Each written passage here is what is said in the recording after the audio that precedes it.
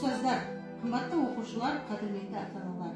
Сіздерді шын жүректен еліміздің ата заңы Конституция күнімен және жарқында қуанышты айтулы мереке білім күнімен құттықтаймын. 1 қыркүйек барша халықтың дәстүрлі мерекесі, әр адам өмірінің жеке тұлға және азамат ретінде қалыптасу кезеңі басталады.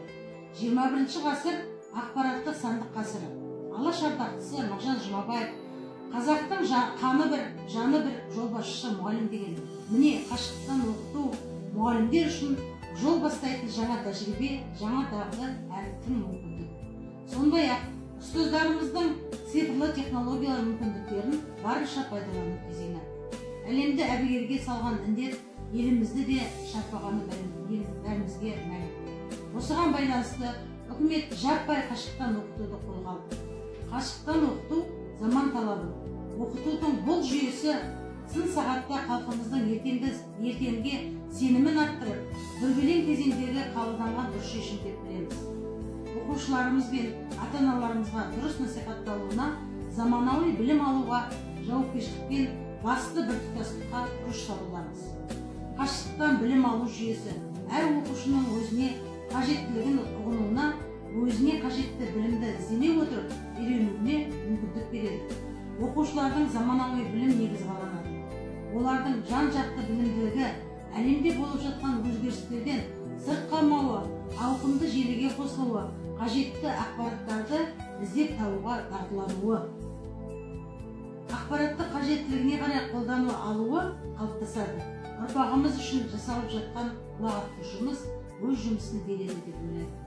Сіздерге бүгінгі ерекше жайма шуақ күні жақсы көңіл-күй, жаңа жетістіктер мен ашылуларға ұдайы ізденіс, шығармашылық, мықты денсаулық және жаңа бастамаларда тек қана сәттілік тілеймін.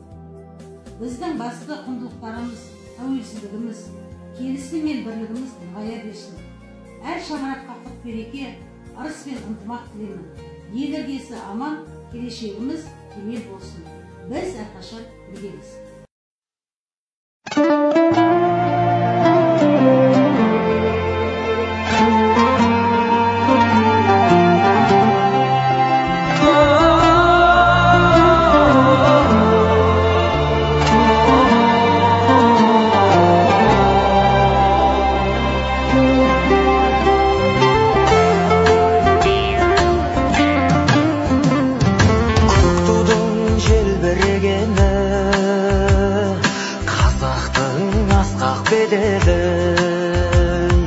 Махаббат қайрат екеулеп шымырлатқан денені,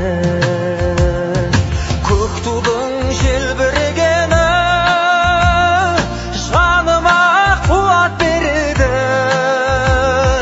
Таласқа түссе жан мен ту, жан емес маған керегі, көк тудың желбірегені.